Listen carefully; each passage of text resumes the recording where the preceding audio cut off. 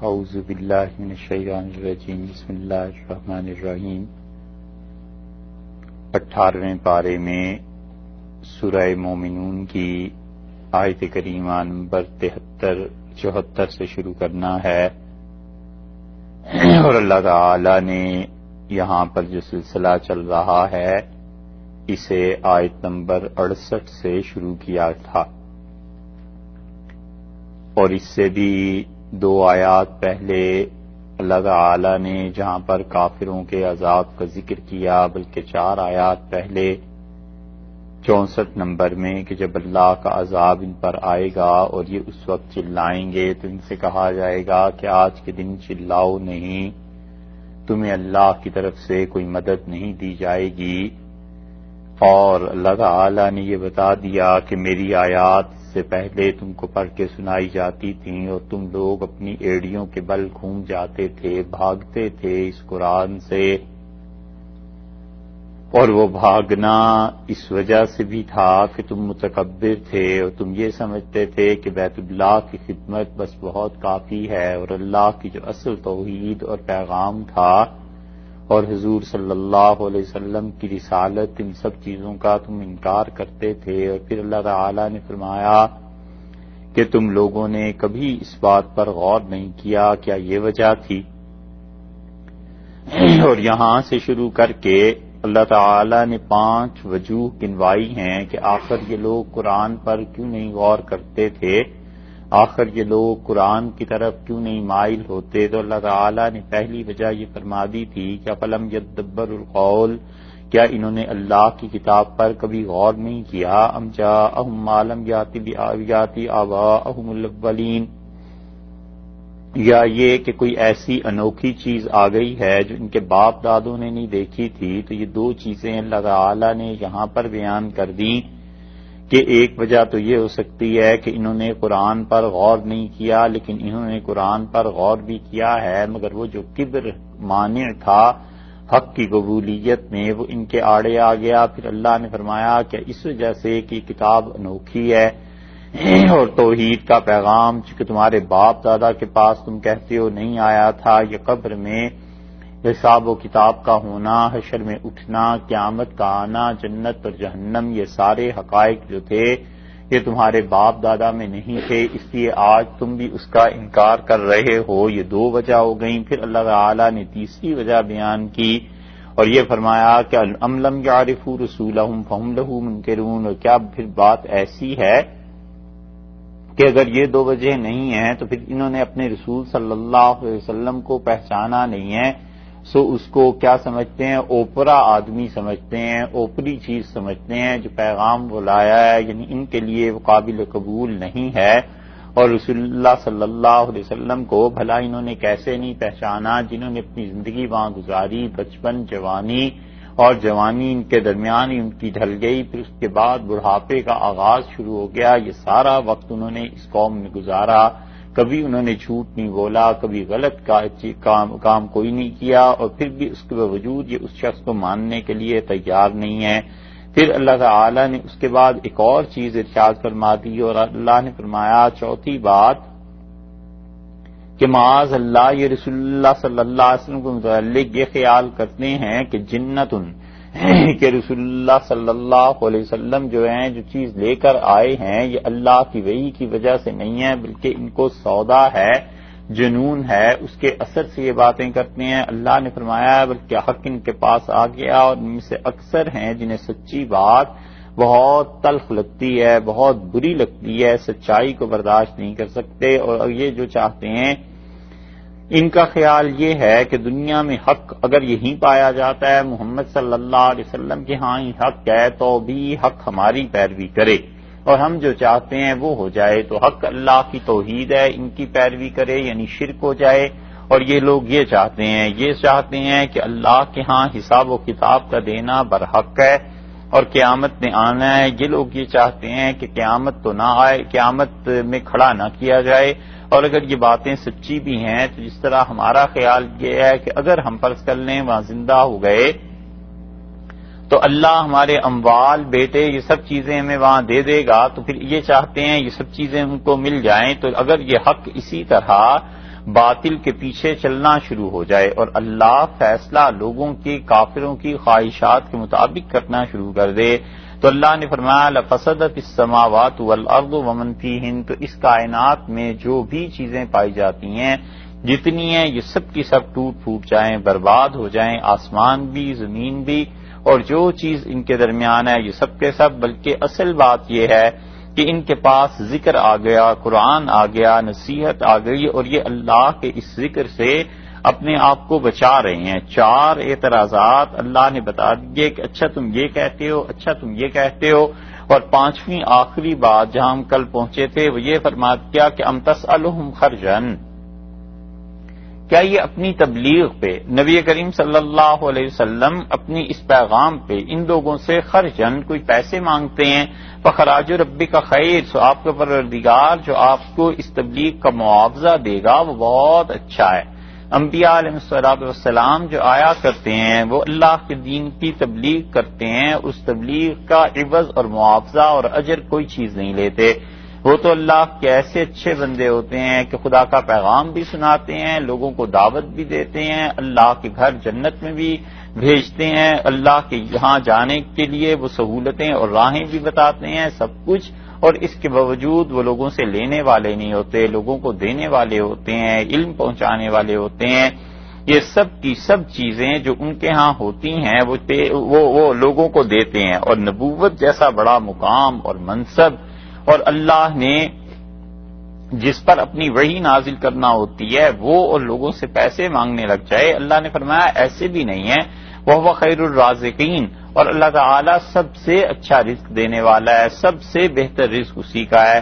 اور آپ کا منصب تو یہ ہے کہ ان 5 چیزوں کے بعد، ان 5 اعتراضات کے بعد، اس کے جوابات کے بعد اب اللہ تعالی نے 73 نمبر آیت میں اصل بات بتا دی اور ارشاد فرمایا کہ اصل بات یہ ہے کہ وَإِنَّكَ لَتَدْعُوهُمْ، اور بلا شک و شبہ آپ انہیں دعوت دیتے ہیں اِلَى صِرَاطٍ مستقیم، سیدھی راہ کی طرف، سیدھی راہ کی طرف آپ بلاتے ہیں۔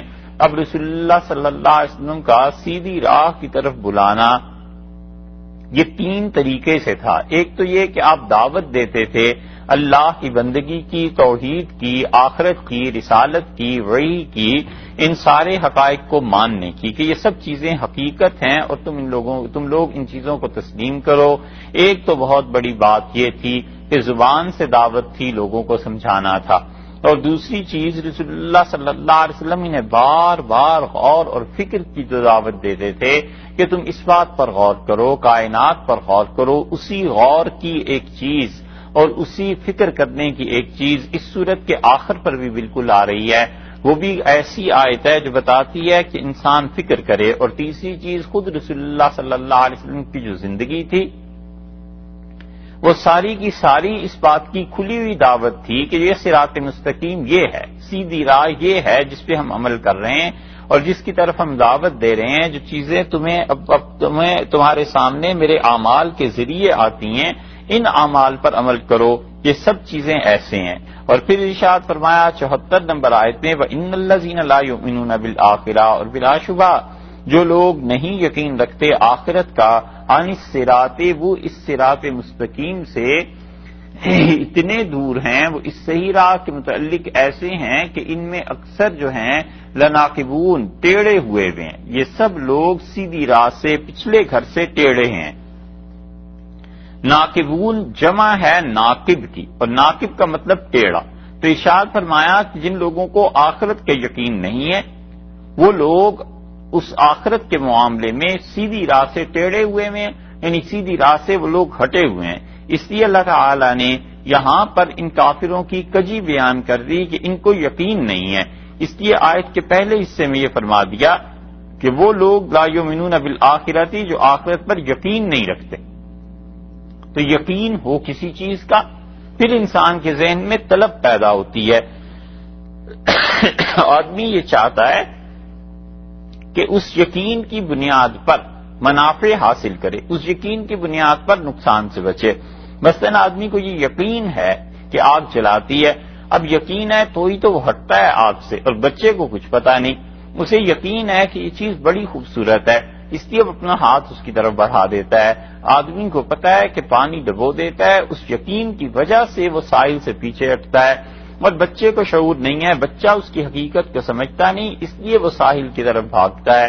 تو پہلی چیز کسی چیز کے متعلق یقین پیدا ہو جانا کہ اس کے منافع کیا ہیں، اس کے مضار کیا ہیں، اس میں نقصانات کیا ہیں، ضرر کی چیزیں کیا ہیں، نفع کی چیزیں کیا ہیں، فائدہ مند چیزیں کون سی ہیں، پھر اس کے بعد انسان کے ذہن میں اس کی طلب پیدا ہوتی ہے. تو اللہ نے فرمایا انہیں آخرت کی کوئی یقین آخرت کا ہے ہی نہیں. تو جب آخرت کا یقین نہیں ہے تو پھر تو انہیں ٹیڑھا ہونا ہی ہے. اگر یقین ہوتا تو اس کے لیے کوئی کام کرتے، جب یقین ہی نہیں تھا تو اس میں کجی تلاش کرتے تھے، ٹیڑھا پن تلاش کرتے تھے، اور نئے نئے اعتراضات رسول اللہ صلی اللہ علیہ وسلم پر کرتے تھے. کبھی کہتے تھے کہ وہ ہمارے باپ دادا کا کیا ہوا، کبھی کہتے تھے کہ اچھا اسی طرح اگر ہے تو فلاں شخص کو تم زندہ کر کے دکھا دو، کبھی کہتے تھے یہ کیسے ممکن ہے کہ ایک چیز مٹی میں مل گئی اب یہ دوبارہ پیدا ہوگی، کبھی کہتے تھے اچھا اگر پیدا ہی ہوں گے نا تو یہ بچے مال یہ سب چیزیں ہمیں وہاں بھی مل جائیں گی اور وہاں بھی ہم عزت والے ہوں گے.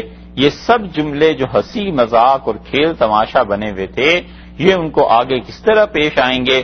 اللہ نے اس سورت کی آخر پہ اس کا تذکرہ فرما دیا، اور اللہ تعالیٰ نے فرمایا ان کی حالت یہ ہے کہ وَلَوْ رَحِمْنَاهُمْ، اور اگر ہم ان پر مہربانی کریں، ان پر رحم کریں، یعنی دنیا میں اب یہ جو انکار کر رہے ہیں اگر ہم ان پر رحم کریں. مفسرین نے اس آیت پہ لکھا ہے کہ یہ اصل میں جب رسول اللہ صلی اللہ علیہ وسلم کی ہجرت ہو گئی تھی تو اس کے بعد کی چیزوں کے متعلق بیان ہے. ہجرت کے بعد کوئی وقت ان پہ ایسا گزرا ہے جب ان میں قحط پڑ گیا تھا، اور قحط جو تھا اس کی بعض مفسرین نے یہ جو لکھا ہے کہ 7 سال یا 8 سال اس کی مدت تھی، تو یہ ماننا ذرا سا دشوار ہے. اس کی وجہ یہ ہے کہ رسول اللہ صلی اللہ علیہ وسلم نے 8ویں سال تو مکہ مکرمہ فتح کر لیا تھا، اور اگر یہ 8ویں سال میں قحط پڑا ہوتا یا 7 سال مسلسل قحط پڑا ہوا ہوتا تو بدر میں یہ اتنے اونٹ اور سب چیزیں ذبح کرنے کے لیے جو لائے تھے یہ چیزیں نہ ہوتی، کیونکہ بدر میں ہر ایک منزل کے بعد یہ لوگ 9 یا 10 اونٹ ذبح کرتے تھے. رسول اللہ صلی اللہ علیہ وسلم نے اسی لیے پوچھا تھا کسی سے کہ یہ کتنے اونٹ ذبح کر رہے ہیں، تو اس نے کہا کہ 9 یا 10 کرتے ہیں. تو آپ نے فرمایا اس کا مطلب ہے کہ ان کی تعداد 900 اور 1000 کے درمیان ہے. یہ بدر کے واقعات میں یہ ساری چیزیں آ جاتی ہیں. تو بدر کے سال میں ان پر قحط نہیں تھا، جب بدر کے سال میں نہیں تھا تو دو ہجری میں ہوئی ہے، اور 8 ہجری میں مکہ مکرمہ فتح ہوا ہے، درمیان کی 6 سال ہیں، ان میں کہیں تو قحط پڑا ہے یہ تو ہے، لیکن یہ کہنا کہ 7-8 سال مسلسل قحط رہا ہے، اتنا طویل قحط نہیں تھا ان میں، لیکن کچھ عرصہ تک رہا ہے، جس میں حضرت ابو سفیان رضی اللہ عنہ نے رسول اللہ صلی اللہ علیہ وسلم سے یہ درخواست کی کہ یمن بحرین کے جو حاکم ہے اسے آپ خط لکھ دیں یا اسے کہہ دیں اور وہ ہمارے لیے غلہ بھیج دے. تو رسول اللہ صلی اللہ علیہ وسلم کے کہنے پہ بحرین کے حاکم جو اس وقت مسلمان ہو چکے تھے انہوں نے غلہ بھیج دیا تھا. اس لیے اللہ تعالیٰ نے فرمایا کہ اگر ہم ان پر مہربانی کریں، اگر ہم ان پر رحم کریں، یعنی یہ جو اب مصیبت ان پر آ گئی ہے قحط کی، اس کو ہم ہٹا دیں، وَكَشَفْنَا، اور ہم دور کر دیں، مَا بِهِمْ، جو کچھ ان کے ساتھ ہے، مِنْ ضُرٍ، تکلیف کی چیز جو اب ان پر پڑی ہوئی ہے، یہ قحط جو ان پر اب پڑا ہوا ہے، اگر ہم اسے ہٹا دیں اور پھر ہم اسے دور کر دیں تو پھر کیا ہوگا، مِنْ ضُرٍ لَلَجُّوا، تو پھر کیا ہوگا، پھر یہ گھس جائیں گے فی طغیانہم، شرارت میں، یامہون، اندھے ہو جائیں گے، اتنی شرارتیں پھر مچائیں گے کہ یہ اس میں اندھے ہو جائیں گے، یعنی پھر بھی آپ کی مخالفت کریں گے. اور اللہ تعالیٰ نے ان سے جب قحط دور کر دیا تو پھر انہوں نے ایسی اللہ کے رسول صلی اللہ علیہ وسلم کی مخالفت کی اور اللہ کی توحید میں روڑے اٹکانے لگے. تو اللہ تعالیٰ نے اس میں کافروں کا عمومی حال بھی بیان کر دیا کہ ان کی حالت یہ ہوتی ہے کہ جب ان پر تکلیف اور مصیبت آئے اللہ کو پکارنے لگتے ہیں، اور جب تکلیف اور مصیبت دور ہو جائے تو پھر اسی سرکشی میں پڑ جاتے ہیں، اللہ کی اسی نافرمانی میں پڑ جاتے ہیں، اور یہ رجوع نہیں کرتے. اور رجوع نہ کرنے کا ایک معاملہ اس طرح سے بھی ہے کہ یہ لوگ اندھے ہو جاتے ہیں. جب کوئی آدمی جان بوجھ کے اللہ کی مخالفت کرتا ہے، اس کے احکامات کی مخالفت کرتا ہے، تو سمجھنے کی قوت دن بدن کمزور پڑتی چلی جاتی ہے. پہلی مرتبہ مخالفت کرتا ہے، کچھ سوچتا ہے، پھر دوسری مرتبہ سرسری نگاہ سے سوچتا ہے، پھر تیسری، پھر چوتھی مرتبہ ہوتے ہوتے اس کی نگاہ اتنی کم رہ جاتی ہے یا بالکل ہی نہیں رہ جاتی، وہ کہتا ہے بس اس کی مخالفت ہی کرنی ہے۔ اور اول طور پر جب اس نے دلائل قائم کیے ہوئے تھے اپنے ذہن میں، حتیٰ کہ انتہا پہ پہنچ کے وہ دلائل بھی اس کے پاس ختم ہو جاتے ہیں اور وہ سوچتا ہی نہیں ہے اس بات کو کہ کس دلیل کی بنیاد پہ میں مخالفت کر رہا تھا، سچائی کی، حقانیت کی اور حق کی۔ اللہ نے اسی لیے فرمایا کہ جب ہم ان سے یہ قحط کی کیفیت دور کر دیں تو پھر کیا ہوگا، من ذل للجوا فی طغیانہم، تو یہ پھر اپنی اس سرکشی میں، کفر میں، خدا کی نافرمانی میں گھس جائیں گے، یعنی اور شدت اختیار کریں گے، یا مہون، اس حد تک شرارت میں کہ بہک جائیں گے۔ وَلَقَدْ أَخَذْنَاهُمْ، اور بلا شک و شبہ ہم نے انہیں پکڑا، بالعذاب، اللہ نے اپنے عذاب کے ساتھ۔ ایک تو ترجمہ یہ کیا گیا ہے کہ اللہ تعالیٰ نے ان کو آفت میں مبتلا کیا، عذاب کا مطلب آفت سے کیا گیا، اور کچھ حضرات نے تفسیر میں اس کا مطلب قحط سے لیا ہے۔ تو اللہ تعالیٰ نے انہیں آفت میں پکڑا، قحط میں پکڑا، خدا کی طرف سے کوئی سرزنش ان کو ہوئی، تو اللہ تعالیٰ نے فرمایا فَمَسْتَكَانُوا، سو یہ ایسے نہیں تھے جنہوں نے عاجزی کا اظہار کیا ہو، لربہم، اپنے پروردگار کے لیے، وما، اور نہ ہی یتضرعون، یہ ایسے تھے کہ گڑ گڑائے بھی نہیں۔ یہاں پر اس آیت میں بھی اور سورہ انعام میں بھی اللہ تعالی نے کافروں پر جو عذاب آتا ہے، کسی پر جو تنگی آتی ہے، اس کے لیے دو باتیں ارشاد فرمائی ہیں۔ اللہ تعالیٰ نے فرمایا ہم اس وجہ سے یہ عذاب بھیجا کرتے ہیں تاکہ یہ حق کی طرف رجوع کریں، ایک بات، اور دوسری بات اللہ تعالیٰ نے فرمائی کہ ہم سے معافی مانگیں، لعلہم یتضرعون، شاید کہ یہ لوگ اللہ کے سامنے گڑ گڑائیں، رو دیں۔ سورہ انعام میں تو یہ الفاظ آئے ہیں، اور یہاں یہ الفاظ آئے ہیں کہ وما یتضرعون، اور یہ لوگ جو تھے وہ روئے نہیں اللہ کے سامنے، گڑ گڑائے نہیں۔ تو دونوں جگہ کا مقصد اصل میں یہ نکل آیا کہ انسان پر جب بھی تکلیف اور پریشانی آئے، اللہ چاہتا ہے کہ اس کے سامنے انسان عاجزی کا اظہار کرے۔ اللہ تعالیٰ یہ چاہتے ہیں کہ بندہ اس کے سامنے جھک جائے، بندہ اس کے سامنے رو دے، بندہ اللہ کے سامنے اپنے آپ کو بہت بہت زیادہ عقل مند اور بہت زیادہ برداشت کرنے والا ایسے ظاہر نہ کرے، بلکہ وہ اللہ سے عافیت مانگے، خیر مانگے۔ تو اللہ تعالیٰ نے فرمایا ہم نے عذاب میں پکڑا اس لیے تھا کہ شاید کہ یہ لوگ عاجزی اختیار کریں اور گڑ گڑائیں۔ ایک چیز اللہ تعالیٰ نے فرما دی مستقانو، یہ لوگ ظاہر میں عاجزی اختیار نہیں کی، اور دوسری چیز فرما دی باطن کے متعلق کہ وما یتضرعون، اور یہ لوگ گڑ گڑائے بھی نہیں۔ تو مطلب یہ ہوا کہ ظاہر میں بھی اور باطن میں بھی دونوں جگہ خدا کی گرفت سے بچنا چاہیے، دونوں جگہ انسان پر عاجزی طاری رہنی چاہیے، اللہ سے معافی مانگنے کے اعتبار سے بھی اور اندر سے بھی خدا سے ڈرتا رہے، اللہ سے معافی مانگتا رہے۔ جب انسان مشکلات میں پھنس جاتا ہے تو اس کی حالت یہ ہو جانی چاہیے۔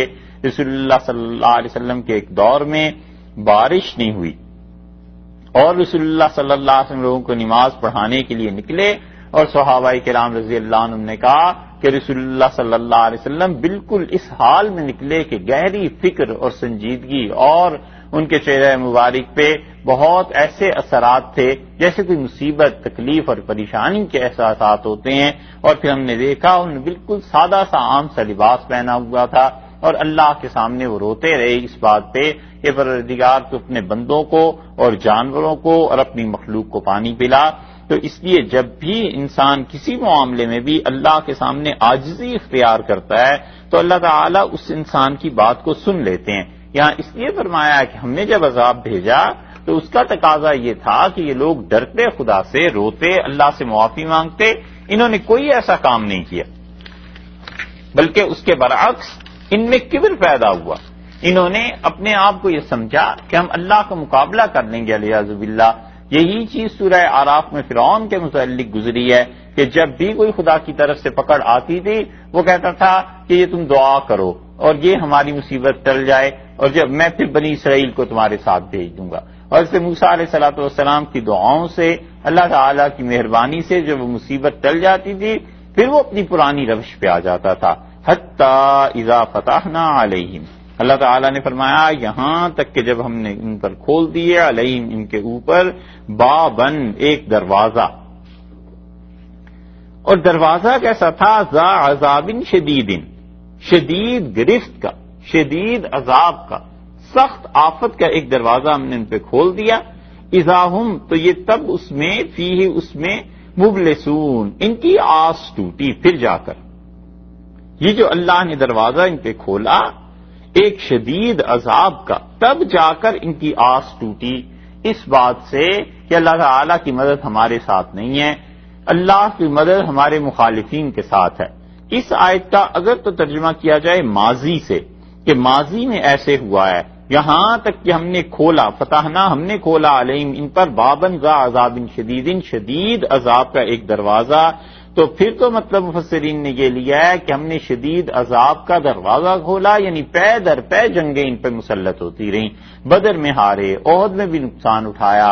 پھر سب سے بڑا نقصان احد میں یہ ہوا کہ آگے جا کر کسی نے کہا ابو سفیان سے کہ واپس کیوں آ گئے؟ 4-5 میل تو کل مدینہ منورہ رہ گیا تھا اور مسلمان پسپا ہو گئے تھے، ان کا پیچھا کرتے اور جا کر مدینہ منورہ میں ساری آبادی ان کی کتنی تھی لوٹ لیتے، آگ لگا دیتے، تو یہ قصہ ہی ختم ہو جاتا. وہاں سے وہ پلٹا ہے واپس، اور ادھر سے اللہ تعالیٰ نے رسول اللہ صلی اللہ علیہ وسلم پر وہی فرما دی کہ آپ نکلیں، اور نبی کریم صلی اللہ علیہ وسلم نکل کھڑے ہوئے. ادھر سے جب یہ پہنچے ہیں تو راستے میں ابو سفیان کو اطلاع مل گئی کہ مسلمان آ رہے ہیں، اور یہ پھر اس کے بعد بھاگ گیا. پھر اس کے بعد دیکھ لیجئے خندق کا غزوہ ہوا ہے، اللہ تعالی نے ان لوگوں کی پکڑ وہاں کی، اور خدا کی طرف سے ایسی تدبیر رسول اللہ صلی اللہ علیہ وسلم کو سکھائی گئی حضرت سلمان رضی اللہ عنہ کے واسطے سے کہ وہاں خندق کھود دی گئی، اور یہ کافر پھر پسپا ہوئے.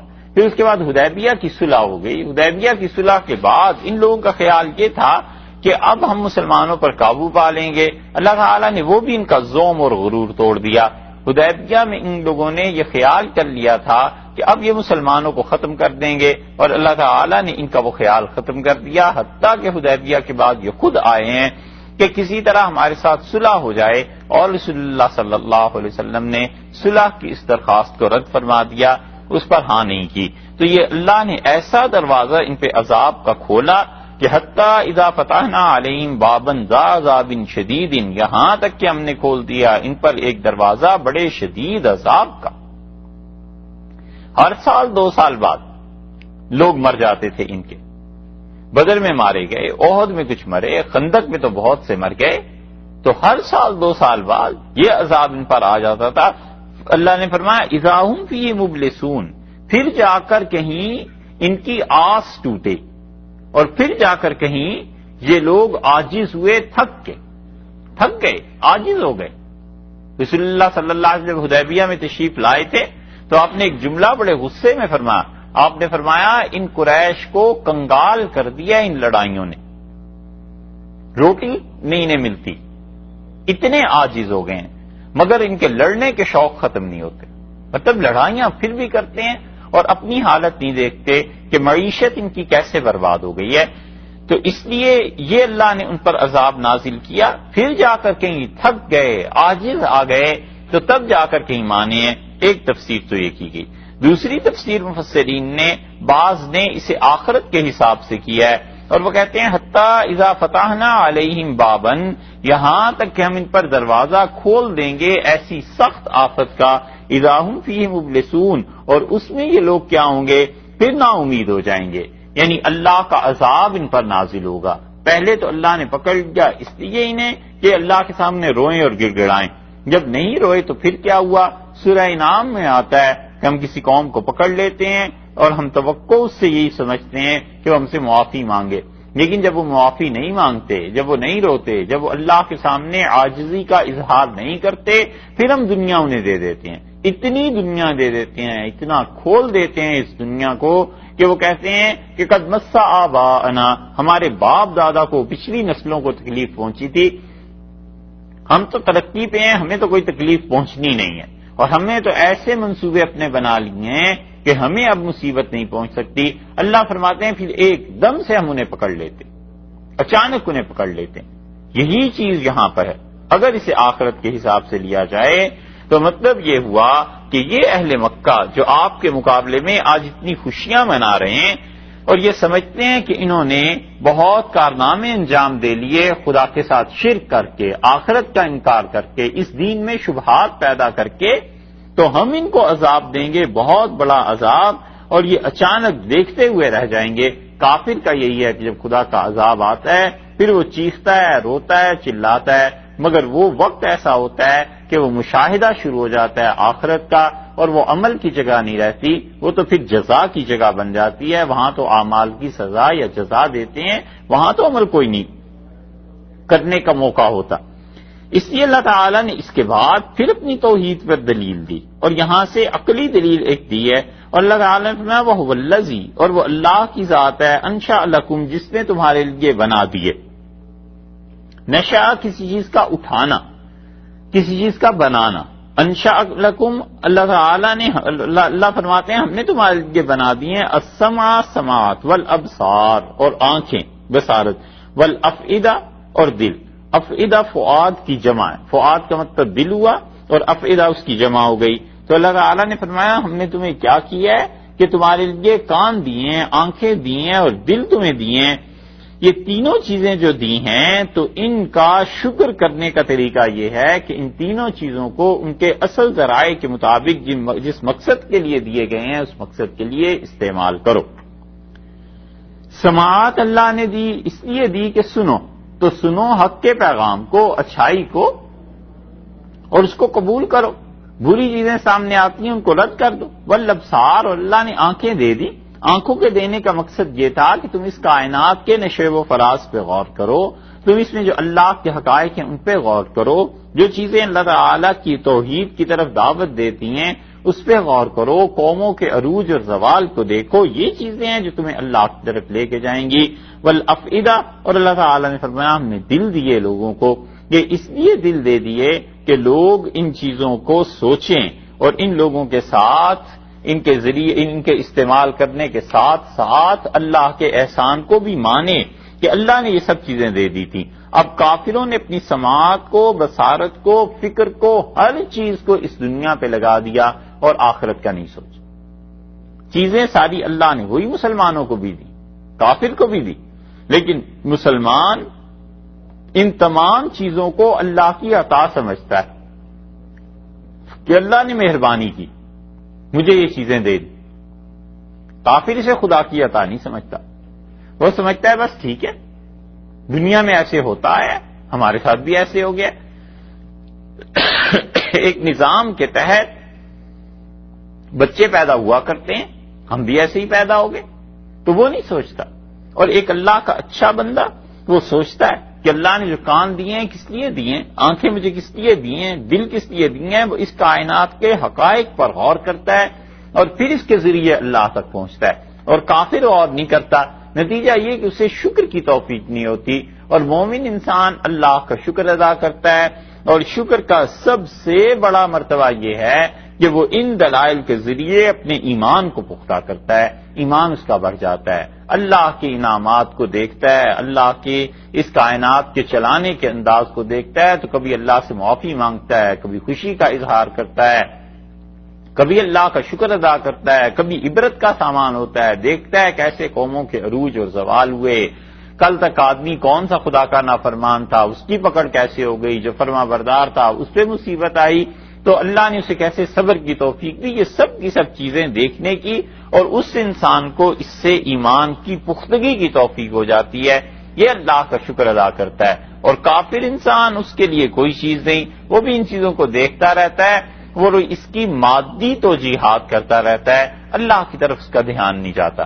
وہ کہتا ہے اس سیاست میں یہاں سے کوئی چلا پھر ایسے ہو گیا، سیاست کا میدان تھا، اس طرح سے فلاں قوم عروج پہ آ گئی، فلاں زوال پہ آ گئی، اور اس کو کبھی یہ خیال نہیں جاتا کہ اس قوم کے عروج و زوال میں ان کے کوئی گناہوں کا بھی حصہ ہے یا نہیں، ان کے کبر کا، اللہ کی نافرمانی کا بھی کوئی حصہ ہے یا نہیں۔ تو یہ دونوں چیزوں میں بڑا فرق ہے۔ اسی لیے اللہ تعالی نے فرمایا آخر پہ اس آیت کے 78 نمبر کے قلیلا ما تشکرون، اور تم بہت تھوڑا حق مانتے ہو اللہ کا۔ اللہ تعالیٰ کا حق ماننا تو یہ تھا کہ ایمان لے آتے، اور تم اتنا تھوڑا حق اسے مانتے ہو، اتنا تھوڑا اللہ کا حق مانتے ہو کہ ضرورت کم سے کم ایمان کی تھی اس کو بھی نہیں لاتے، یعنی کم سے کم تو یہ تھا کہ ان چیزوں کو دیکھ کے خدا کے قائل ہو جاتے، وہ بھی نہیں مانتے. زیادہ تو پھر یہ تھا کہ انسان اللہ کی اطاعت کرنے لگ جاتا، بندگی کرتا، اس کے اعمال میں اپنے فرض اور واجب سے بھی بڑھ کے نوافل کے درجے میں بھی پہنچ جاتا. رسول اللہ صلی اللہ علیہ وسلم اتنے طویل نفل پڑھتے تھے. حضرت عائشہ رضی اللہ عنہا نے کہا کہ اللہ کے رسول، آپ کی تو ساری خطائیں اللہ نے معاف فرما دی ہیں، اس کے باوجود آپ اتنی لمبی نماز پڑھتے ہیں. تو آپ نے فرمایا فلا اکون عبدا شکورا، کیا میں اللہ کا شکر ادا کرنے والا بندہ نہ بنوں؟ مطلب اللہ کا شکر ادا کرتا ہوں کہ اللہ تعالیٰ نے اتنا کرم فرمایا، اتنا احسان اور اتنی مہربانی فرمائی. اور یہاں پر اللہ تعالیٰ نے کہا ان کافروں کو دیکھو، کم سے کم جو ایمان لے آنا تھا ان چیزوں کی وجہ سے وہ بھی نہیں لائے. زیادہ شکر کا مرتبہ تو کہاں ان سے ادا ہوتا. وَهُوَ الَّذِي، اور پھر اللہ تعالیٰ نے ایک اور دلیل دی اور اللہ نے فرمایا اس پر بھی غور کرو، وہ اللہ کی ذات ہے ذَرَأَكُمْ فِي الْأَرْضِ، جس نے زمین میں تم لوگوں کو بکھیر رکھا ہے. ذرا کسی چیز کو نکھیر دینا، کسی چیز کو بکھیر دینا، کسی چیز کو الگ الگ کر دینا. جیسے کسان کھیت میں بیج کو وہ کیا کرتا ہے؟ بکھیر دیتا ہے، ہر طرف بیج پھیل جاتے ہیں. یہ چیز اللہ تعالیٰ نے فرمایا وہ والذی، اللہ ہی کی ذات ہے ذرأکم فی الارض، جس نے زمین میں تمہیں بکھیر دیا ہے. تم دیکھو کہاں کہاں انسان کو اللہ نے آباد کر دیا ہے. تم اس پر غور کرو کہ اللہ تعالیٰ نے کہاں کہاں بکھیر دیا ہے. سمندر ہیں، ان کے درمیان میں جزیرے ہیں، وہاں تک انسان پہنچ گئے. پہاڑ ہیں، ان کی چوٹیوں پہ انسان پہنچ گئے. وہ جگہیں، وہ علاقے جہاں پر انسان کی زندگی کا تصور نہیں ہو سکتا تھا موسم کی گرمی اور سردی کی وجہ سے، اب دنیا میں لوگ وہاں بھی پہنچ گئے. اللہ نے فرمایا ہم نے ہر طرف بکھیر دیا ہے. یہ سب کی سب چیزیں، پہلی بات تو تمہیں یہ غور کرنی چاہیے کہ ذرأکم فی الارض، ہم نے دنیا میں تمہیں بکھیرا ہے. یہ ساری کائنات، اس میں انسانوں کی چہل پہل، یہ سب ہم نے رکھی ہے. ہم چاہیں تو اسے سمیٹ بھی سکتے ہیں. وَإِلَيْهِ تُحْشَرُونَ، اور تم اللہ کی طرف اکٹھے کیے جاؤ. تو سب کی قیامت سب کے لیے آئے گی. دنیا میں جہاں کوئی بھی ہے، ایک بات تو یہ بتا دی کہ جہاں جہاں بھی آبادیاں بستیاں ہیں، تم سب کے سب بکھرے ہوئے مرو گے ضرور، قیامت ضرور آنی ہے. اسی کا انکار کرتے تھے. اور یہ ایک چیز جس انسان کی زندگی سے نکل جائے، چاہے وہ کافر ہو اور چاہے وہ مومن ہو، جس کو یہ خیال نہیں رہتا کہ کہیں جا کے جواب دینا ہے، جتنا غافل ہوگا اتنا ہی ظالم ہوگا. جتنا زیادہ بھولا ہوا ہوگا اس چیز کو، اتنا ہی اللہ کی نافرمانی میں پیش ہوگا. مومن انسان ڈرتا رہتا ہے کہ اللہ کیا جانا ہے، مجھ سے اس عمل کی پوچھ ہوگی اور اپنے اعمال کا ذمہ دار ہوں میں. اس لیے اللہ تعالیٰ نے فرمایا کہ وہ اللہ کی ذات ذرأکم فی الارض، جس نے زمین میں تمہیں پھیلا دیا ہے. وَإِلَيْهِ تُحْشَرُونَ، اور دوسری بات یہ ہے کہ اس قیامت کے ساتھ ساتھ اللہ ہی کی طرف لوٹ کے جانا ہے. صرف قیامت ہی نہیں آئے گی، خدا کی طرف پھرنا بھی ہے اور اس کی طرف جمع کر دیے جاؤ گے. یہ دونوں حقائق ہیں جس سے انکار ممکن نہیں ہے. اللہ جب پھیلا سکتا ہے تو وہ سمیٹ بھی سکتا ہے. جو اللہ زندگی دیتا ہے وہی اللہ موت بھی دیتا ہے. جو اللہ تمہیں بکھیر رہا ہے پوری دنیا میں، اسی اللہ کے پاس پہنچو گے اور اپنے اعمال کا جواب دو گے. کافر اسی بات کو بھلانا چاہتے تھے اور اسی بات کی مخالفت کرتے تھے کہ یہ جو تم کہتے ہو نا کہ مرنے کے بعد اٹھنا ہے، بس یہ نہیں. اللہ تعالیٰ نے فرمایا وَهُوَ الَّذِي، اور وہ اللہ کی ذات ہے جو ہی وہ زندہ کرتی ہے، وہ زندگی دیتا ہے، وہ یمیت، اور اللہ کی ذات مارتی ہے. زندگی اور موت دونوں اللہ کے پاس ہیں، دونوں اللہ کے قبضے میں ہیں. انسان اب تک زندگی پر قدرت نہیں، قابو نہیں پا سکتا. اب تک زندگی اس کے بس میں نہیں، اب تک زندگی اس کے اختیار میں نہیں. ایک چیز سے دوسری چیز بناتا ہے، دوسری چیز سے تیسری چیز بناتا ہے. اللہ تعالی نے بس آدھا اختیار انسان کو دیا ہے. ایک چیز یہ کہ نئی چیز پیدا کر لے اور پیدا کرنے کے بعد شکل بنا دے، یہ دو چیزیں تھیں. اب انسان پیدا کچھ نہیں کر سکتا. کوئی نیا آئٹم، کوئی نئی چیز کائنات میں کہاں سے پیدا کرے گا؟ اس کائنات کی حدود سے نکل ہی نہیں سکتا. اس لیے پہلے کوئی چیز نہیں ہوتی تھی دنیا میں، پھر لوگوں نے جب کھدائی کی تو نکال لی. مثلا گیس نہیں ہوتی تھی، اب لوگوں نے گیس کو نکال لیا. اس گیس کی کوئی اور فارم وہ بنا لیں اس کو لیکوڈ میں تبدیل کر لیں، سالڈ میں تبدیل کر لیں، یہ انسانوں کو اللہ تعالیٰ نے اختیار دے دیا، مگر اللہ نے یہ اختیار نہیں انسانوں کو دیا کہ وہ کوئی چیز پیدا ہی کر لیں نئے سرے سے۔ جو چیز بھی پیدا کریں گے آخر اسی ہوا، پانی، مٹی، انہی چیزوں کا کمبینیشن ہوگا، اسی سے بنے گی۔ اور اتنا اختیار اللہ نے انسانوں کو دے دیا کہ وہ صورت بنا لے، مثلا مٹی ہے، اس سے جو صورت چاہیں وہ گھڑ لیں، کوئی اس سے پتھر بنا لیتا ہے، بت بنا لیتا ہے، اسی مٹی کے ذریعے کوئی اور چیز بنا لیتا ہے، وہی مٹی ہزاروں سال کے پروسیس کے بعد پتھر بن جاتی ہے، وہی مٹی انسان چاہتا ہے تو ایک عرصے تک کسی اور چیز میں، فرنس میں، بھٹی میں ڈال کے کوئی اور شکل اس کی بنا لیتا ہے، شکل انسان تبدیل کر لیتا ہے، لیکن اصل میں زندگی تو انسان نہیں پیدا کر سکتا۔ اس لیے یہ میڈیکل اور میڈیسن کی اور سرجری کی اتنی ترقی کے باوجود کہ دیشہ انسان کا انہیں پتہ چل گیا، اور وہ آج تک تحقیقات میں لگے ہوئے ہیں، لیکن ان سے پوچھو روح کیا چیز ہے، وہ کیسے پیدا کرنی ہے، روح میں کیا تبدیلی ہوتی ہے، ابھی تک اس کا کوئی سراغ اتنا بڑا نہیں ہے۔ بس علم ہے بھی روح کا تو بہت تھوڑا، وجہ اس کی یہ ہے کہ یہ زندگی ہے اور وہ تو اللہ ہی نے پیدا کرنی۔ اللہ نے فرمایا وہی زندگی دیتا ہے، وہی موت دیتا ہے، اسی کے قبضے میں ہے ساری چیزیں۔ تو تم جب زندگی پیدا نہیں کر سکتے، موت پیدا نہیں کر سکتے، تو ہم جو پیدا کرنے والے ہیں، اختیار جب ہمارا ہے تو حساب بھی ہم نے لینا ہے، ہم تمہیں بلائیں گے۔ اور اس کی ایک مثال دیکھو، وَلَهُ، اور اللہ ہی کے لیے ہے، وَلَهُ اخْتِلَافُ اللَّيْلِ وَالنَّهَارِ، رات کا بدلنا اور دن کا بدلنا، اسی کا کام ہے بدلنا رات کا اور دن کا۔ ہم لوگ چونکہ دیکھنے کے عادی ہو گئے ہیں نا کہ رات ہوئی پھر دن ہو گیا، پھر دن ہوئی پھر رات ہو گیا، وگرنہ یہ رات اور دن کا تبدیل کرنا یہ کائنات میں کوئی چھوٹی سی بات ہے، یہ کوئی چھوٹا سا عمل ہے جو ہے کہ کیسے رات آ جاتی ہے، سورج کتنا چلتا ہے، زمین کتنی چلتی ہے، اور وقت کیسے گزرتا ہے، کیسے رات آتی ہے، کیسے نیند آ جاتی ہے، کیسے دن آتا ہے، یہ اس کائنات میں ایک ہر علاقے میں ایک بہت بڑی تبدیلی ہے جو آتی۔ رات کے وقت آدمی سوچے جب گہری ہو جاتی ہے کہ اب اللہ اگر سورج نہ طلوع کرنا چاہے تو اس اندھیرے کو کون بدل سکتا ہے، اور دوپہر کو سوچے آدمی کہ اگر یہ سورج نہ ڈوبے تو رات کون لا سکتا ہے۔ خود اس دنیا میں اب تو آسانی ہو گئی، 6 مہینے کا دن ہو گیا اور 6 مہینے کی رات ہو گئی، لوگ اب وہاں تک پہنچے ہیں، وہاں تک سے خبریں آ جاتی ہیں۔ اللہ کا ایک نظام ہے کہ اللہ تعالیٰ وہاں ایسی گہری رات طاری کر دے لوگوں کو نظر ہی نہ آئے، اور پھر موسم تبدیل ہوتے رہتے ہیں۔ معلوم اللہ ہی کو ہے کہ اس کائنات میں اب جہاں ہم آبادیاں اور خشکیاں دیکھتے ہیں، کتنا پانی کسی زمانے میں تھا، اور آج جس جگہ پہ ہم پانی دیکھتے ہیں اللہ ہی کو معلوم ہے کہ کتنے ہزار سال کے بعد اگر یہ دنیا رہے تو وہاں سے پانی بالکل ختم ہو جائے اور شہر آباد ہو جائیں۔ یہ سب تبدیلیاں ہیں، مگر چونکہ ہماری آنکھیں رات اور دن کو دیکھنے کی قائل ہیں، عادت بن گئی ہے، اس لیے ہم اس پر غور نہیں کرتے۔ اللہ نے فرمایا اس کو تبدیل کرنا یہ ہمارا ہی کام ہے۔ افلا تعقلون، کیا ہو گیا ہے لوگوں کو، تمہیں سمجھ بوجھ نہیں ہے، شعور سے کام نہیں لیتے، عقل سے کام نہیں لیتے، عقل سے شعور سے کام لو، سوچو اتنی بڑی تغیرات، یہ تبدیلیاں کیسے آتی ہیں۔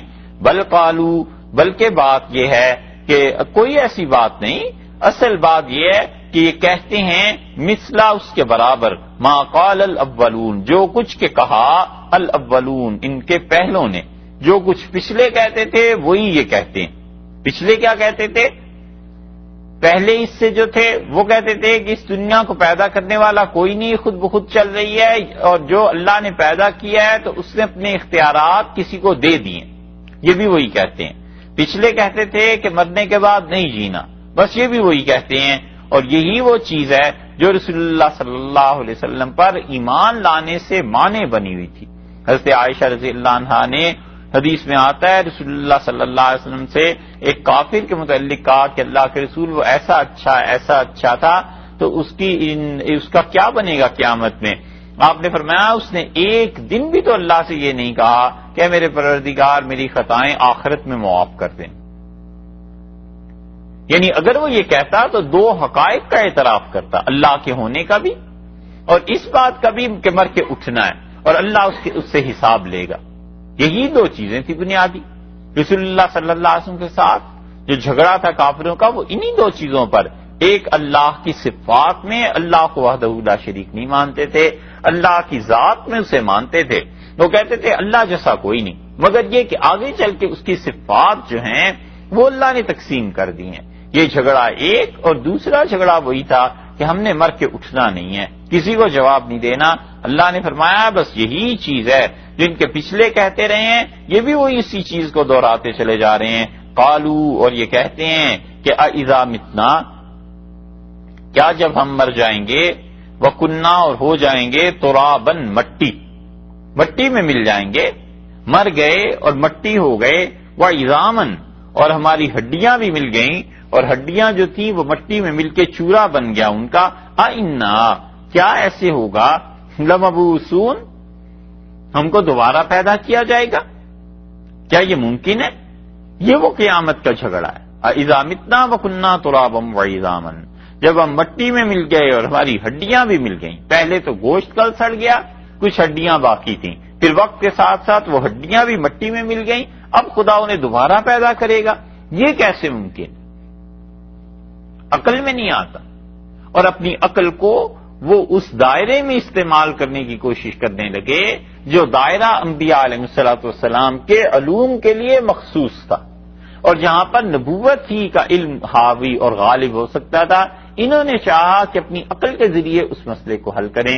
یہ ایسے ہی ہے جیسے کوئی انسان اپنے ہاتھ کے متعلق یہ سوچنے لگے کہ آنکھوں پہ پٹی باندھوں اور ہاتھ میرا دیکھنے لگے، تو ہاتھ تو نہیں دیکھ سکتا، ہاتھ کا اپنا ایک فنکشن ہے. اسی طرح کوئی آدمی کانوں میں روئی ٹھونس لے اور چاہے پاؤں سنتے رہے تو پاؤں تو نہیں سن سکتے، پاؤں کا اپنا ایک کام ہے. ایسے ہی انسان کے حواس کے بعد علم کا دوسرا ذریعہ اس کی عقل ہوتی ہے. حواس سے جو چیز دیکھتا ہے، عقل پھر اسے پیچھے سے بتاتی ہے کہ یہ چیز ہے، یہ رنگ سرخ ہے، سبز ہے، کیا چیز ہے، کیا چیز نہیں ہے. اور اس عقل سے بھی آگے چل کے ایک عالم غیب ہے، ان حقائق کی اور اس دنیا کی اطلاع انبیاء علیہ السلام دیا کرتے ہیں. وہ بتایا کرتے ہیں کہ وہاں کیا کیا چیزیں ہیں. وہ کہتے ہیں کہ وہاں اس چیز کے یہ معنی ہے، تم جو عمل کرو گے وہاں پہنچ کے اس صورت پہ تمہارے سامنے آ جائے گا. یہ ظلم جو کرو گے یہ تمہاری قبر میں ایک اندھیرا پیدا کر دے گا. اسی طرح اچھے کام کرو گے، اس کی وجہ سے آخرت میں خدا کی خوشی کو تم پاؤ گے. یہ ان چیزوں کے قائل نہیں تھے. کہتے تھے مٹی میں مل گئے، ہڈیاں بھی چورا چورا ہو گئیں، کیا ہم دوبارہ کھڑے کیے جائیں گے؟ اور یہ جو نبوت اور انبیاء علیہ السلام بات کرتے ہیں، لقد وعدنا، یہ ہم سے وعدہ ہوتا رہا ہے، نحنو، ہم سے بھی، وآباؤنا، اور ہمارے جو باپ دادے تھے نا ان سے بھی یہی وعدے ہوتے رہے ہیں پہلے سے، من قبل، اس سے پہلے. یہ ایسے ہی باتیں ہیں، ہم سے بھی آج کہتے ہیں اور ہمارے پچھلے جو باپ دادے تھے ان کو بھی یہی لوگ کہتے رہے، اس زمانے میں بھی یہی رہا، اور آج تک اس جہان سے کوئی واپس نہیں آیا، کسی نے آ کے نہیں بتایا. اور کوئی نبی علیہ الصلوۃ والسلام ایسا بھی نہیں ہوا کہ وہ مردے کو زندہ کر دے کافروں کی فرمائش پہ. جب ہمارے باپ دادا کی فرمائش پہ کوئی زندہ ہو گیا ہوتا تو پھر تو ہم مانتے. یہ ہمیشہ ایسی باتیں کرتے رہتے ہیں. اور آگے کتنا سخت جملہ تھا، ان ھذا، یہ کچھ نہیں ہے، الا مگر اساطیر الاولین، یہ نقلیں ہیں پہلوں کی. پہلے جو بات کرتے تھے آج محمد صلی اللہ علیہ وسلم کی نقلیں اتار رہے ہیں، وہی بات کہہ رہے جو پچھلوں نے گئی تھی. کوئی نئی بات نہیں، ایک عرصے سے سنتے چلے آ رہے ہیں اور زندہ کوئی ہوتا نہیں. تو عالم غیب کو وہ اپنی عقل پہ پرکھنے لگے اور انہوں نے کہا کہ تجربہ جو ہے ہمارا وہ تو یہی ہے. تو اس لیے ہمارے تجربے میں یہ چیز آ گئی ہے کہ پچھلوں سے بھی جھوٹے وعدے ہوتے رہے ہیں. الیاذ باللہ، ہم سے بھی ایسے ہی وعدہ ہو رہا ہے کہ اس طرح قبروں سے اٹھائے جائیں گے، حشر نشر ہوگا، کچھ بھی نہیں ہوتا. اللہ تعالی نے اس پر شدید غصے کا اظہار جو قرآن میں کیا ہے نا، اس کی وجہ ہے کہ بہت سی چیزوں کا انکار لازم آتا ہے. جب کوئی آدمی یہ کہتا ہے کہ قیامت میں ہم کھڑے نہیں کیے جائیں گے اور ہمارے باپ دادا سے بات سنتے چلے آئے ہیں، تو اس کا مطلب یہ ہے کہ وہ انبیاء علیہ الصلوۃ والسلام کو جھوٹا قرار دیتا ہے. اور کسی نبی علیہ الصلوۃ والسلام کو جھوٹا قرار دینا بہت بڑی گناہ کی بات اور بے ادبی کی بات ہے. اور دوسری بات یہ ہے کہ وہ وحی کا انکار کرتا ہے. اس کا خیال یہ ہے کہ رسول اللہ صلی اللہ علیہ وسلم غلط کہہ رہے ہیں اور آسمان کی طرف سے کوئی وحی نہیں آتی، اللہ کسی پر وحی بھیجا نہیں کرتا. تو نبوت کے سارے سلسلے کا گویا اس نے انکار کر دیا. اس کے ساتھ ساتھ وہ اس کا بھی انکار کر دیتا ہے کہ اللہ کو یہ قدرت حاصل، کیونکہ مقابلہ کن چیزوں کے درمیان ہو رہا ہے؟ یا تو انبیاء علیہ السلام کہنا کہ ہم زندہ کریں گے، پھر کوئی کہے کہ جی آپ کی قدرت میں نہیں ہے، تو چلو ایک بات ہوئی کہ آپ بھی انسان ہیں، آپ کیسے کر سکتے ہیں؟ ایک یہ ہے کہ اللہ کہتا ہے میں زندہ کروں گا، اور یہ کہتے ہیں کہ اللہ تعالیٰ نے تم پر پیغام بھیجا ہی نہیں، اگر بھیجا بھی ہے فرض کر لو تو اللہ نے یہ نہیں کہا۔ یہ اللہ کی قدرت کا انکار ہے، اس کی زد جا کر پڑتی ہے خدا کی قدرت پہ۔ اور تیسری چیز اس سے بھی بےہودہ، کہتے تھے کہ اچھا چلو تمہاری مان لی، قیامت میں ہم چلے جائیں گے، خدا کے پاس پہنچیں گے، وہاں حساب کتاب ہوگا، جب ہوگا تو وہاں بھی یہی بچے، یہی لڑکے ہمارے، اور یہی پوتے نواسے، یہ سب پیسہ ویسا سب کچھ ہوگا، وہاں جا کر بھی ایسی عیش ہوگی ہماری۔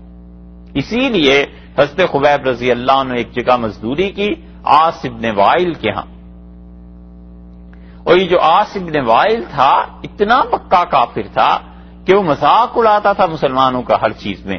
یہ عبداللہ بن عمر بن العاص جو بڑے مشہور صحابی ہیں رضی اللہ عنہ، اور عمر بن العاص جو اس سے معاویہ رضی اللہ عنہ کے مقابلے اور ٹکر کے آدمی ہیں، یہ جو ان کا نام آتا ہے، یہ عمر بن العاص جو ہے نا، عمر رضی اللہ عنہ کا باپ تھا عاص بن وائل۔ یہ عاص بن وائل نے پیسے دبا لیے ان کے، تو حضرت خبیب رضی اللہ عنہ مسلمان ہو گئے تھے، انہوں نے اس کے گھر کچھ کام کیا تھا، تو وہ گئے اپنے پیسے لینے، تو اس نے کہا میں تمہیں پیسے دے دوں گا، لیکن اس وقت جب تم محمد صلی اللہ علیہ وسلم کو برا کہو اور اللہ کے ساتھ شرک کرو۔ تو انہوں نے کہا تم یہ جو بات کہہ رہے ہو نا، دوبارہ پیدا ہو کے آ جاؤ، میں توبہ کرنے کا نہیں۔ اس نے کہا اچھا دوبارہ پیدا ہوں گے؟ اس نے کہا ہاں بالکل پیدا ہوں گے۔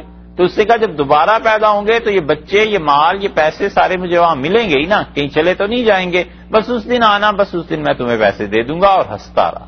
اللہ تعالیٰ نے اسی لیے فرمایا ہے کہ قال لأوتین مالا وولدا، یہ کہتا ہے کہ جب دوسری زندگی میں پہنچوں گا تو میری اولاد بھی وہاں مجھے ملے گی اور پیسے بھی ملیں گی۔ وہاں پر اللہ نے فرمایا سنکتب ما یقول، جو کچھ اس نے کہا ہے وہ خود ہم نے لکھ لیا۔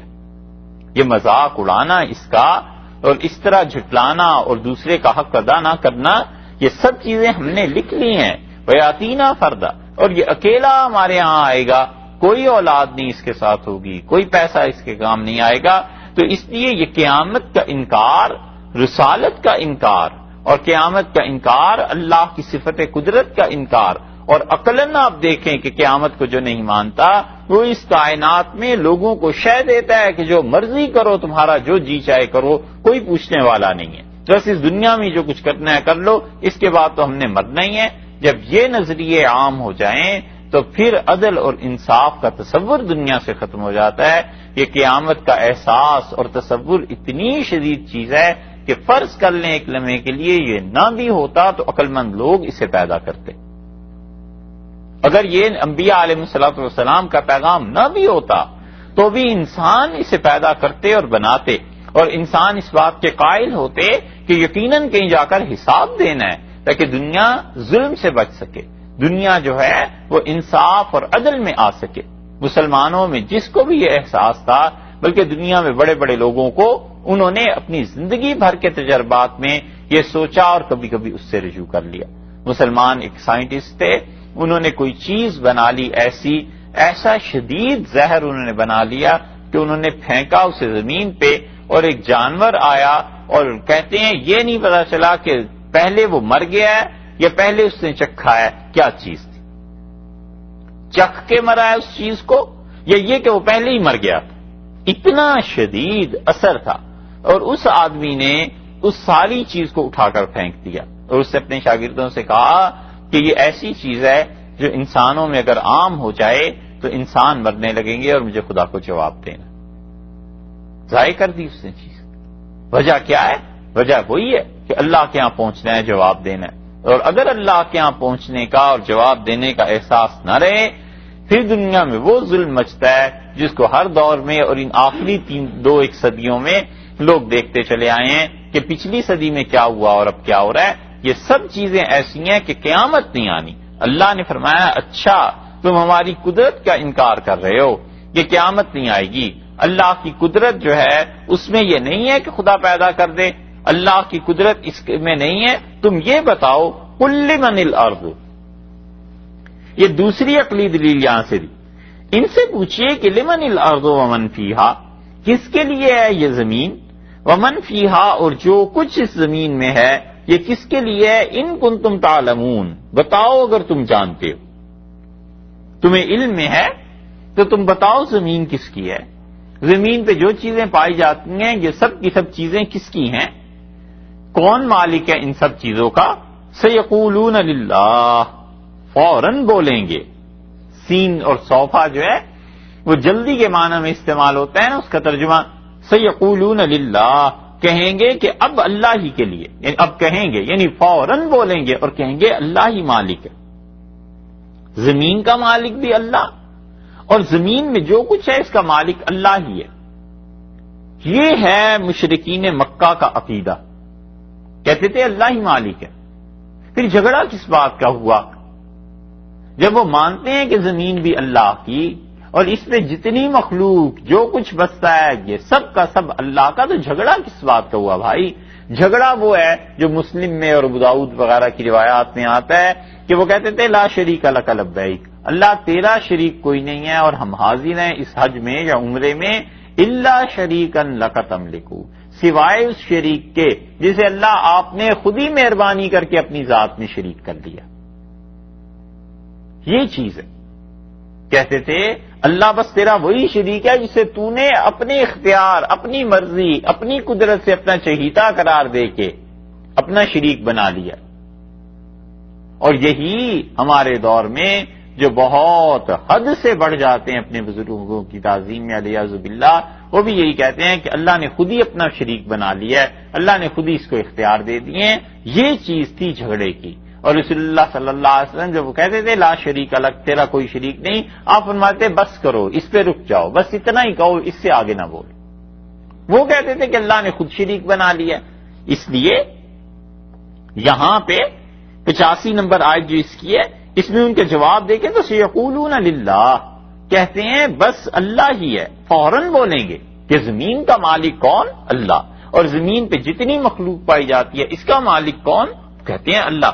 قل، آپ فرمائیے افلا تذکرون، کیا تم اس بات کو سوچتے نہیں ہو، کہ اس بات پر غور نہیں کرتے ہو کہ مالک اللہ اور مخلوق کا مالک بھی اللہ، تو یہی اللہ اگر موت کے بعد انہیں بلانا چاہے تو پھر آخر رکاوٹ کیا ہے؟ اس اللہ نے زمین کو پیدا کیا اور اس مخلوق کو پیدا کیا، پہلی بار پیدا کرنا اس کا زیادہ مشکل تھا، اب دوبارہ جو خدا نے پیدا کرنا ہے تو وہ تو ڈپلیکیشن ہے، وہ تو آسان ہے، تو وہ جو آسان چیز ہے وہ خدا نہیں کر سکتا، اور جو مشکل چیز تھی ایک مرتبہ کرنی وہ خدا نے کر لی۔ یہ کیسا فلسفہ ہے اس کا؟ تو اس لیے اللہ تعالیٰ نے فرمایا فلا تذکرون، کیا تم اس بات پر غور نہیں کرتے؟ قرآن نے بار بار جس چیز کی دعوت دی ہے غور کرنا، فکر کرنا، یہاں 85 نمبر آیت کے آخر پہ فرما دیا فلا تذکرون، غور نہیں کرتے۔ 80 نمبر جو آیت تھی اس کے آخر پہ فرما دیا تھا فلا تعقلون، تم عقل سے کام نہیں لیتے۔ یہ ساری چیزیں اس لیے ہیں کہ انسان اپنے ذہن کی صلاحیتوں کو استعمال کرے، اس کائنات کے نشیب و فراز کو دیکھے، اس میں ہونے والی تبدیلیوں پر غور کرے اور اس کا آخری سرا پھر دیکھے کہ وہ اللہ ہی کے ہاتھ میں ہے، اور اللہ جب چاہتا ہے تو قوی اور توانا کو مغلوب کر دیتا ہے اور ضعیف اور کمزور کو غالب کر دیتا ہے۔ اللہ جب چاہتا ہے تو کوئی چیز چھین لیتا ہے اور جب چاہتا ہے تو کوئی چیز عطا کر دیتا ہے، اور وہ ذات ایسی ہے جو ظلم کو چلنے نہیں دیتی۔ اللہ نے فرمایا فلا تذکرون، کیا لوگ اس بات پر غور نہیں کرتے؟ ان سے دوسرا ان کا عقیدہ پوچھئے، اور ان سے پوچھئے کہ قل من رب السماوات السبع، ان سے پوچھئے کون ہے رب، پروردگار، پالنے والا، السماوات، آسمانوں کو، کون ہے جو آسمانوں کو پالتا ہے، جس نے آسمانوں کو قائم کر رکھا ہے۔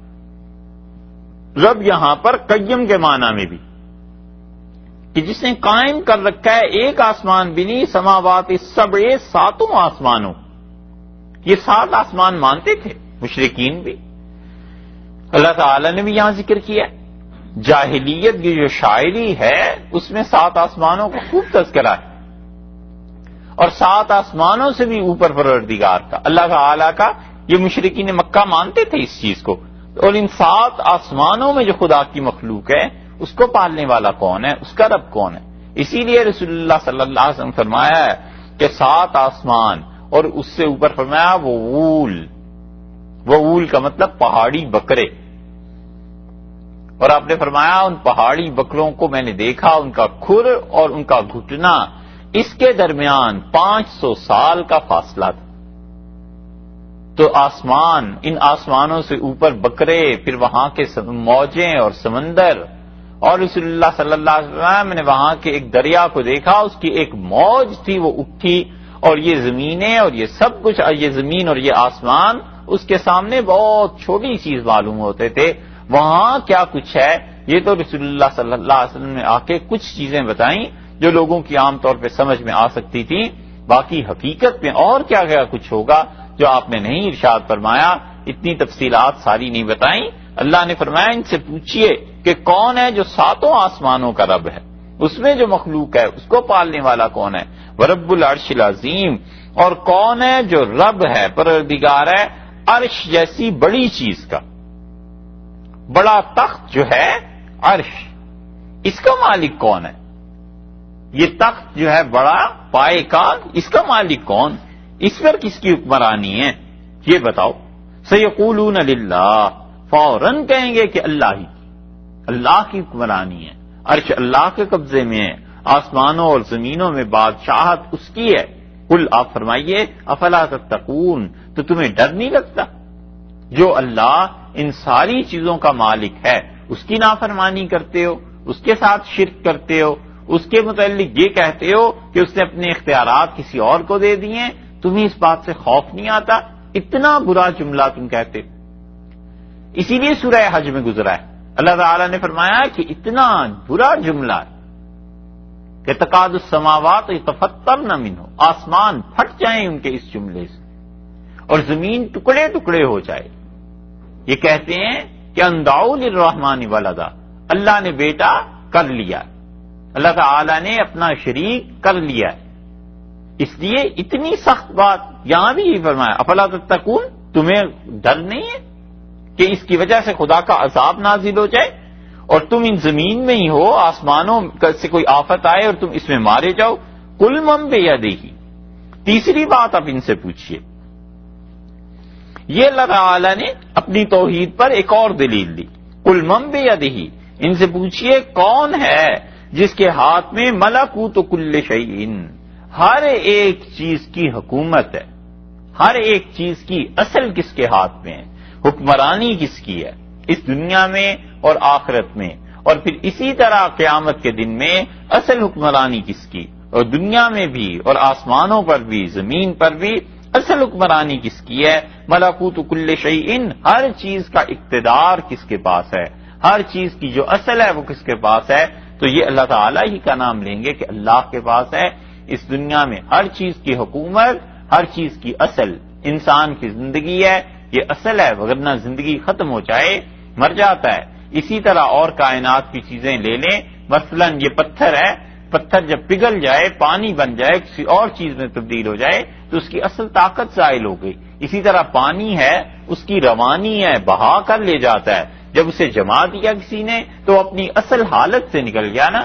ہر چیز کی طاقت، ہر چیز میں جو خاصیت اور صلاحیت رکھی ہے، آگ میں جلانے کی صلاحیت رکھی ہے، اسی طرح مختلف چیزوں کی مختلف صلاحیتیں، کون ان سب چیزوں کا مالک ہے؟ وہ ہوا یجیر، اور وہ جو پناہ دیتا ہے، بچا لیتا ہے، ولا یجار علیہ، اور اس کے مقابلے میں لا یجار، پناہ نہیں دی جاتی علیہ، اس کے مقابلے میں کسی کو وہ نہ پناہ دینا چاہے تو کوئی پناہ نہیں دے سکتا، کسی کو وہ بغیر پناہ کے رکھنا چاہے، بے پناہ رکھنا چاہے، کوئی سے پناہ نہیں دے سکتا، ولا یجار علیہ، اس کے مقابلے میں کوئی پناہ نہیں دے سکتا۔ یہ کون ہے؟ عربوں کے ہاں یہ عقیدہ تھا کہ یہ جو لوگ سفر کرتے تھے، کہیں جاتے تھے، تو ان کا عقیدہ تھا کہ اس وادی میں کوئی جن ہے، ہم اس کی پناہ میں آ جاتے ہیں، وہ جن ہماری اب حفاظت کر لے گا۔ 29ویں پارے میں سورہ حج میں یہ ایک چیز دیکھیں، وہاں سے ان کے عقیدے کا پتہ چلتا ہے۔ 29ویں پارے میں سورہ جن میں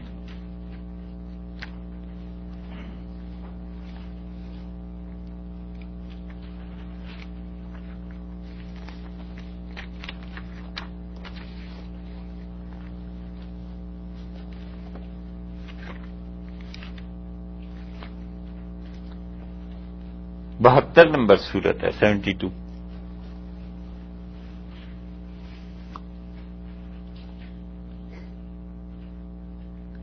تیسواں پارہ 72 نمبر سورت سورہ جن اور اس کی 6 آیت ہے. اللہ تعالی نے یہاں پر ان کا عقیدہ بیان کیا. یہ جنات بات کر رہے ہیں نا، تو وہ کہتے ہیں وَأَنَّهُ كَانَ رِجَالٌ، اور جنات نے کہا کہ انسانوں میں رجال کتنے ہی مرد تھے، کتنے ہی آدمی ایسے تھے کیا کرتے تھے یعوذون برجال من الجن، وہ جنوں کی پناہ پکڑتے تھے. تو جنوں کی جب پناہ وہ پکڑتے تھے فزادوہم رہقا، تو جن اس سے سر چڑھ جاتے تھے، جن جو تھے وہ بڑھ جاتے تھے اپنی کبر میں، اپنی بڑائی میں. یعنی جتنے آدمی جنوں کے سامنے التجا کرتے تھے اتنے ہی وہ مغرور ہو جاتے تھے. یہ جو عقیدہ ہے نا جس کا یہاں ذکر کیا ہے، یہی عقیدہ عربوں میں رہا، اور یہاں اللہ تعالیٰ نے اسی کا رد فرما دیا ہے کہ ان سے بھی پوچھیے کہ کس کے ہاتھ میں ساری چیزیں ہیں. وہ یجیر، اور اللہ کی ذات پناہ دیتی ہے، ولا یجارو علیہ، اور اللہ پناہ نہ دے تو کوئی پناہ دے نہیں سکتا. یہ جب سفر کرتے تھے عرب تو کسی بھی وادی میں پہنچ کے شام کو جب خیمے ویمے لگ جاتے تھے ان کے، تو ایک آدمی کھڑا ہو کے زور سے کہتا تھا کہ اعوذ بجن ھذا الواد، میں اس وادی کا جو سردار ہے، آقا ہے، جن ہے، اس کی پناہ میں آتا ہوں. تو وہ سمجھتا تھا کہ اب یہ جن میرا محافظ ہو گیا اور اس وادی میں کوئی جانور، کوئی چیز اب مجھے نقصان نہیں پہنچا سکتی. جنات جب سنتے تھے اس بات کو کہ ہاں اس نے ہماری پناہ مانگی تو ہمیں اس درجے کا تو خدا مانا، وہ اور شرارتیں کرتے تھے، یہ اور ان کی پناہ مانگتے تھے اور ان کی عبادت کرتے تھے. تو جن اس لیے مغرور ہو جاتے تھے کہ چلو ہمیں بھی کسی نے گھاس ڈالی، ہمیں بھی کسی نے اپنا خدا بنا لیا. تو اس اعتبار سے جنات بڑھتے تھے، اور یہ کافر جو تھے ان جنوں میں بھی خدائی کی طرف سے مانتے تھے کہ اللہ نے انہیں یہ اختیار دے دیا ہے اور اللہ تعالیٰ نے انہیں ایسے کر دیا ہے کہ جو چاہیں سو کریں. اللہ نے فرمایا ہے تم یہ جو کہتے ہو کہ پناہ مانگتے ہو کسی سے بھی، یاد رکھو اللہ کی ذات پناہ دیتی ہے، ولا یجارو علیہ، اور اللہ اگر چھوڑ دے تو پھر کوئی پناہ نہیں دیتا. یہ ان مشرکین کو بھی پتا تھا. تو پھر کیوں جنات سے پناہ مانگتے تھے؟ اس لیے کہ خدا کا شریک ٹھہراتے تھے، کہتے تھے یہ جن جو ہیں یہ بھی خدا کا شریک ہیں. اللہ تعالیٰ نے فرمایا ان کنتم تعلمون، اگر تمہیں علم ہے تو تم بتاؤ کہ اللہ اگر کسی کو پناہ نہ دے تو پھر کیا ہوتا ہے. اور یہی وہ غلط عقیدے ہیں جو مسلمانوں میں بھی آ گئے. کتنے ہی لوگ آپ کو مل جائیں گے جو شعر پڑھتے رہتے ہیں، خدا جو پکڑ لے چھڑا لے محمد کا پکڑا چھڑائے نہ کوئی. یعنی اللہ تعالیٰ اگر کسی کو پکڑ لیں گے قیامت میں تو رسول اللہ صلی اللہ علیہ وسلم بڑی آسانی سے چھڑا لیں گے، اور نبی کریم صلی اللہ علیہ وسلم کسی کو پکڑ لیں تو اللہ بھی نہیں چھڑا سکتا. اس طرح کی بہت چیزیں ملیں گی جس وجہ سے لوگوں کے عقیدے خراب ہوئے. اللہ کی توحید پر جا کر زد پڑتی ہے، اور اللہ تعالیٰ کی توحید وہ اتنی نازک، اتنی حساس چیز ہے کہ خدا ذرہ برابر اپنے ساتھ شرک گوارا نہیں کرتا. اور اللہ نے کہا ان کفار مکہ سے پوچھئے کہ کون ہے جو تمہیں پناہ دیتا ہے، اور اللہ اگر پناہ نہ دے تو اس کے مقابلے میں پھر تمہیں کون بچائے گا؟ سیقولون للہ، کہتے ہیں بس اللہ ہی ہے جو بچاتا ہے، اللہ ہی ہے جو پناہ دیتا ہے، اور اللہ کے مقابلے میں کوئی پناہ نہیں دے سکتا.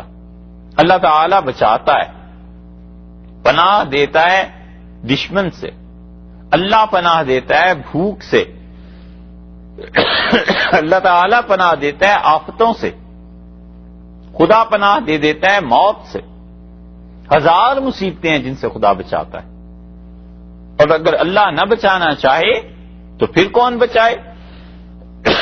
اللہ تعالیٰ نے فرمایا ان سے پوچھئے، کہتے ہیں اللہ ہی ہے. تو جب عقیدے تینوں بیان ہو گئے اور تینوں میں انہوں نے کہہ دیا کہ اللہ ہی ہے، قل فأنا تسحرون، ان سے کہیے پھر کہاں سے تم پر جادو پڑ جاتا ہے، پھر دیوانے کیسے ہو جاتے ہو؟ جب تم مانتے ہو کہ یہ سب کی سب چیزیں اللہ کے قبضے میں ہیں تو پھر تم جیسے کسی پہ جادو ہو اور وہ پھر جائے. ان عقیدوں کے بعد بھی تم پھر جاتے ہو، ان عقیدوں کے باوجود تم اللہ کے ساتھ شرک کرتے ہو، ان عقیدوں کے باوجود تم یہ سمجھتے ہو کہ اللہ کے علاوہ کوئی اور مدد کرتا ہے۔ اسی لیے ان مکہ والوں پہ جب آیا ہے عذاب بظاہر جو تھا ابراہ والا، اور اصحاب فیل اور ہاتھی والے جب آئے ہیں تو مکہ مکرمہ کے لوگوں نے اللہ تعالی کی عبادت شروع کر دی، عقیدے کے اعتبار سے خدا کی توحید کے قائل ہو گئے۔ شاعروں نے بڑی بڑی شاعری میں چیزیں لکھی اور انہوں نے کہا کہ اس گھر کا جو پروردگار ہے حقیقی رب وہی ہے، یہاں تک کہ بعض مورخین نے لکھا ہے کہ 7 سال تک لوگوں نے عبادت چھوڑ دی تھی بتوں کی، انہوں نے کہا اس گھر کو بچانے والا وہی اللہ ہے۔ تو مانتے تھے ایک طرف، اللہ نے فرمایا پھر یہ کیا جادو ہو جاتا ہے تم پہ، ایک پاؤں پہ مانتے ہو دوسرے پاؤں پہ شرک کرنے لگتے ہو، ایک طرف تم قائل ہو دوسری طرف تم قائل نہیں ہو۔ ہوا کیا، بل آتیناہم بالحق، اللہ تعالی نے فرمایا کوئی ایسی بات نہیں، کوئی بے صبری کی بات نہیں ہے، آتیناہم بالحق، ہم نے ان کو پہنچا دیا ہے سچی بات، یہ حق چیز ان تک پہنچ گئی ہے، سچائی ان تک پہنچ گئی ہے، یہ لوگ اس وحی کا انکار نہیں اب کر سکتے۔ وَإِنَّهُمْ لَكَاذِبُونَ، اور یہ جھوٹے ہیں، جھوٹ بولتے ہیں، کہتے ہیں کہ اللہ کے علاوہ کوئی اور بھی ہے اس دنیا میں خدا، یہ جھوٹ ہے، کہتے ہیں مر کے جئیں گے نہیں، دوبارہ پیدا نہیں ہوں گے، یہ جھوٹ بولتے ہیں۔ اللہ نے فرمایا جو حق بات تھی ان تک ہم نے پہنچا دی اور اس کے بعد اختیار دے دیا۔ یہ جو اللہ تعالی نے انسانوں کو اختیار دیا ہے کہ انسان حق کو چاہے تو قبول کر لے اور حق کو چاہے تو رد کر دے، اسی اختیار کی بنیاد پہ تو آخرت قیامت میں حساب و کتاب ہے۔ اگر انسان کا اختیار نہ ہوتا اور جبر ہوتا سارے کا سارا تو پھر انسان کے پاس کوئی چیز باقی نہیں رہتی تھی، پھر تو وہ آسانی سے کہتا کہ خدا نے مجھ سے یہ کام کرا دی۔ اللہ تعالیٰ نے فرمایا ہم نے حق بات کو پہنچا دیا، اب آگے اس کو کتنا مانتے ہیں کتنا نہیں مانتے یہ ان پر چھوڑ دیا ہے، اور البتہ یہ جو بات کہتے ہیں کہ قیامت میں نہیں اٹھنا، یہ جھوٹ بولتے ہیں۔